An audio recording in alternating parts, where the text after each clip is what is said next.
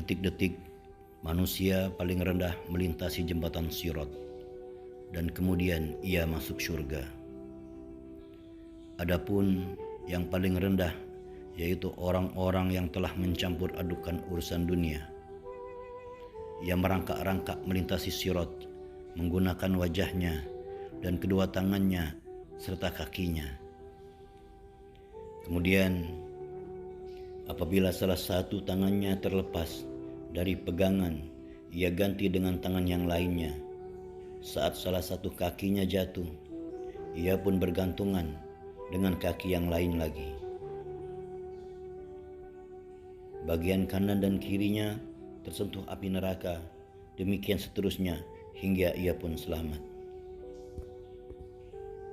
Kemudian ia berdiri di depan pintu surga sambil membaca, Alhamdulillah, segala puji bagi Allah yang telah memberikan karunia rahmat-Nya dan menyelamatkan aku dari bahaya yang telah mengancamku. Kemudian ia diperintahkan ke sebuah sungai di depan pintu surga. Lalu ia mandi, maka bau kulit dan warna kulitnya berubah seperti layaknya penghuni-penghuni surga. Kemudian terlihatlah olehnya dari celah-celah pintu surga apa yang ada di dalamnya. Ia pun berkata, Ya Tuhan kami, masukkanlah kami ke surga. Allah menjawab, apakah engkau minta surga, padahal telah aku selamatkan engkau dari neraka?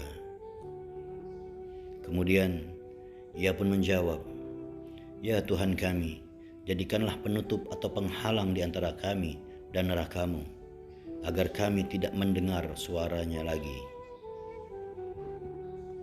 Lalu masuklah orang itu ke surga, dan terbuka pula tempat yang ada di depannya, seolah-olah yang ia lihat tadi bagai impian belaka.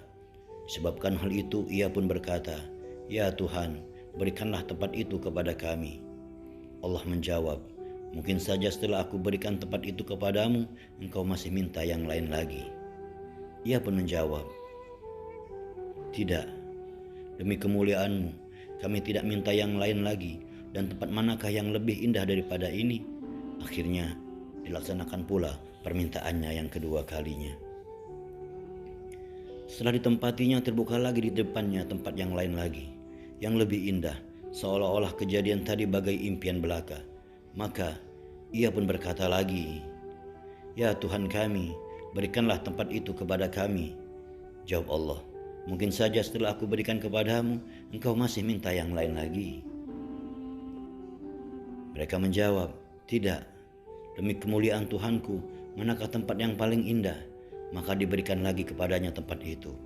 Setelah ditempatinya, kemudian ia pun terdiam. Kemudian Allah berfirman, Mengapa engkau diam dan tidak mau meminta lagi? Ia menjawab, Ya Tuhan, kami telah meminta kepadamu berulang kali dan telah engkau berikan hingga kami malu. Maka Allah berfirman, apakah engkau mau apabila aku berikan kepadamu sebesar dunia sejak aku menciptakannya hingga aku binasakan dan dikalikan 10 kali lipatnya? Ia pun menjawab, apakah engkau mentertawaiku atau memperolok diriku, wahai Tuhanku? Maka Allah mentertawainya karena ucapannya itu. Subhanallah.